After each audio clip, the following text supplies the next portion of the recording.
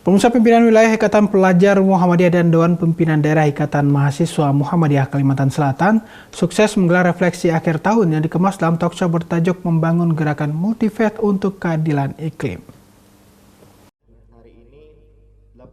Acara yang digelar bertempat di Sekolah Alam Muhammadiyah Martapura.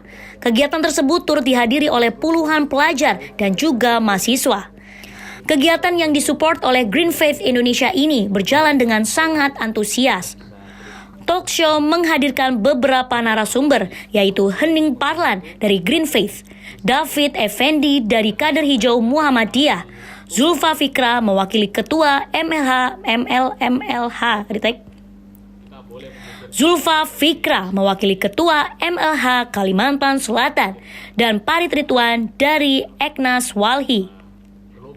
Kegiatan sangat unik mengingat narasumber yang hadir dari Jakarta dan Yogyakarta, yang mana para narasumber ini adalah orang-orang yang berafiliasi dengan PP Muhammadiyah dan PP Aisyah. Hening Parlan selaku narasumber dari Green Faith Indonesia menjelaskan bahwa Green Faith merupakan komunitas baru. Komunitas ini konsen bergerak melibatkan anak muda dan perempuan untuk mengkampanyekan nilai-nilai keagamaan.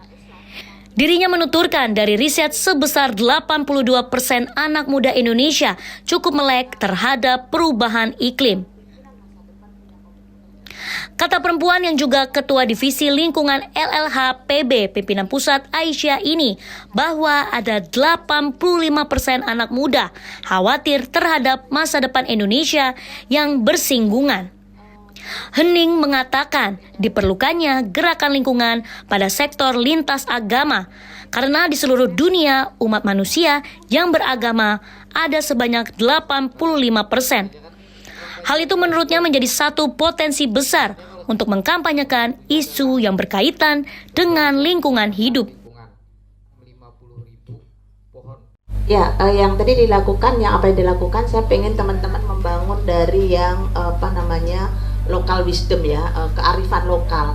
Jadi di dalam desa pasti dulunya ada seperti apa, itu yang tadi Cak David bilang bisa diceritakan, bisa didokumentasikan. Jadi kalau teman-teman berpikir, jangan berpikir bahwa kegiatan-kegiatan itu tuh jauh dari yang kayaknya kok nggak bisa dilakukan, itu kita nggak punya akses, kita jauh dari Jakarta, kita nggak punya teman banyak, gitu. Enggak.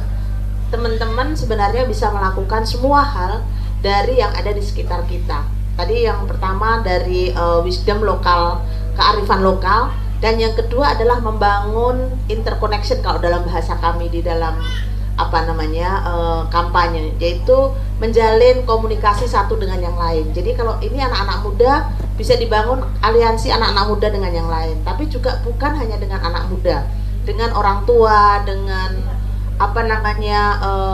guru, dengan organisasi-organisasi lain, dan itu tidak harus sama maksudnya kalau Islam tidak harus Islam semua, harus bisa dengan banyak pihak. Semakin banyak orang yang bisa terkoneksi ya, interconnection tadi, maka proses-proses kolaborasi akan baik. Dan itu tadi mengangkat local wisdom itu sangat powerful, sangat luar biasa. Kalau teman-teman bisa menceritakan, satu orang bisa diundang ke berbagai negara hanya menceritakan satu hal yang terkait dengan kearifan lokal. Bayangkan Sungai Utik itu tahun ini mendapatkan penghargaan UNESCO karena mereka menceritakan, prosesnya adalah seperti yang dibilang Cak David, menceritakan di Kalimantan Barat, Sungai Utik itu di Kalimantan Barat, menceritakan bagaimana komunitas itu merawat hutannya. Hanya itu aja. Saya berharap pertama teman-teman muda yang ada di Kalimantan Selatan harus semangat harus diwujudkan dengan tindakan. Jadi karena kami dari kegiatan multi-faith, multi agama, minta tolong teman-teman Angkatan Muda Muhammadiyah, teman-teman HMI merangkul saudara-saudara yang lain. Misalnya, bisakah teman-teman dari HW, teman-teman IPM, teman-teman IMM ada satu waktu silaturahmi ke teman-teman Buddha, ke Hindu, ke Kristen, ke Protestan, dan ngajak dialog seperti itu.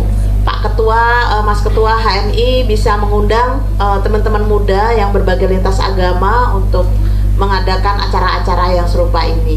Dan yang kedua adalah teman-teman karena angkatan muda, tadi dibilang bahwa ini adalah 80% cukup mengerti, maka yang 82% ini harus ditindaklanjuti dengan menambah kegiatan yang aksi ya. Tadi Kak David sudah menyampaikan kegiatan-kegiatan itu tidak harus yang jauh, tetapi yang mendokumentasikan juga proses berkolaborasi dengan tempat lain, menjalin hubungan dengan pihak-pihak lain, itu adalah bagian dari teman-teman yang bisa dilakukan.